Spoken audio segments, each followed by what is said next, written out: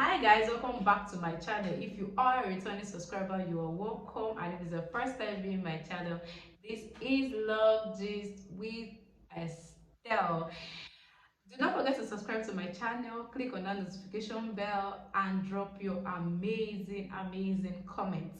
So today I am back with tips that will help us deal with the pain of rejection and be totally free from rejection. If you've not watched my video on the pain of rejection, please kindly watch that video because it's like the part 1 to this video I'm actually doing. This is the part 2.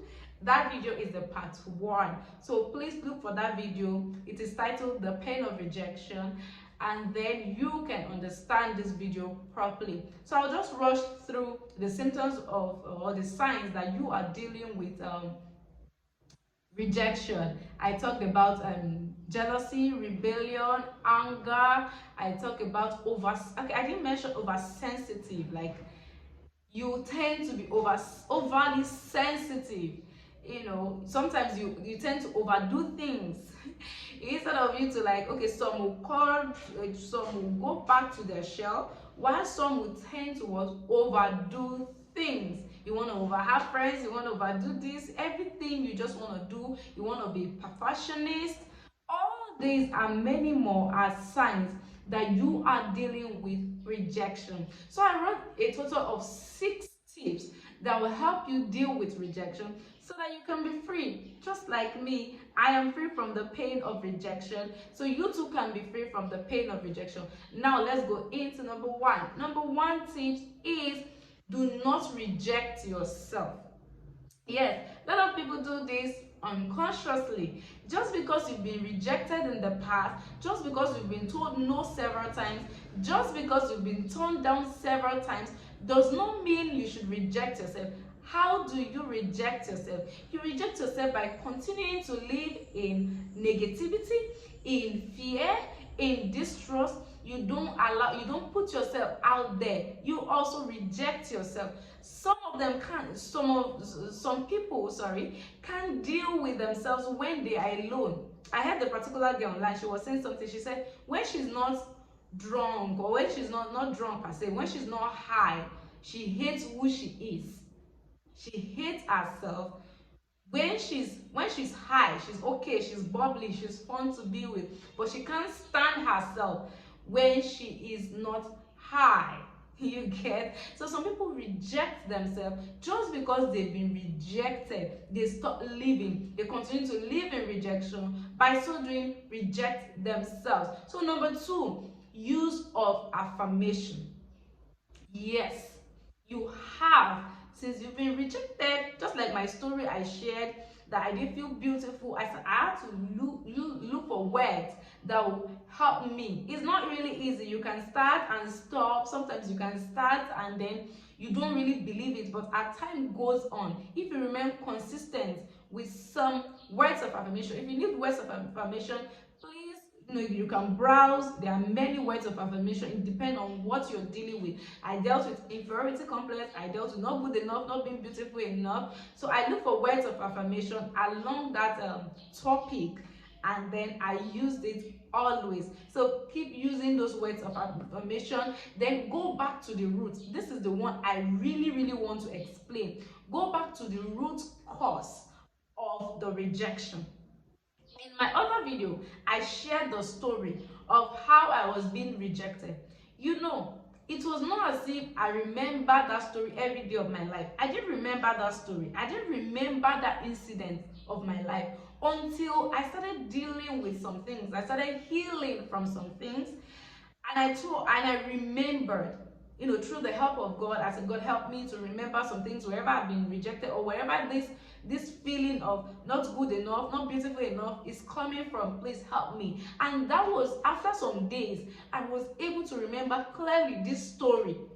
I didn't know that was the root cause of me not feeling good enough, me not feeling beautiful enough, me feeling, sometimes I could not even stand where other females are, where other women are. I don't want to be in such gathering just because I felt everybody was better. So you have to go back to the root cause. It could be from your childhood. Most of us have this thing from our childhood. It could be an abuse. Could be parental abuse, it could be verbal abuse from people you trusted, people you love, it could be something you witness. Seriously, this is real and it has its roots. And if you don't remove it, heal from the roots, you won't be able to you won't be able to overcome the pain of rejection. What did I tell myself? I went back to that day where my uncle's wife said I was not beautiful enough, when she brought another girl to replace me and wore the gown, the flower girl gown for the girl, the little bridesmaid, that then it was called a flower girl, and wore the gown for the girl. What did I do? I went back to that day and I started telling myself, you are beautiful, you are good enough. I started analyzing it. The woman did not actually, my uncle's wife, I don't want to mention her name, I'm sure that she does not even remember this thing I'm saying now. So my uncle's wife actually did not have a problem with me directly. She had a problem with her husband's siblings, her husband's family, which my mom happened to be her husband's sibling. So she had a problem with her husband's sibling, not me per se. I was only a victim of circumstance. I was only a victim. So she had a problem. So she wanted to use that to spite them. Every little opportunity she has to spite them, to do things to them that will hurt them. That was what she tapped into. So that was why she said, no, this one will not do it. And then for her laughing at me and all of that, I don't know how someone that is okay will look at a 5-year-old child and tell the child to the face that you are ugly, you are not good enough, and remove a clothes from her and wear it to another person. She shouldn't have even worn the clothes for me in the first place. So I had to just go back to the roots and heal and say it was none of my fault. It was not my fault.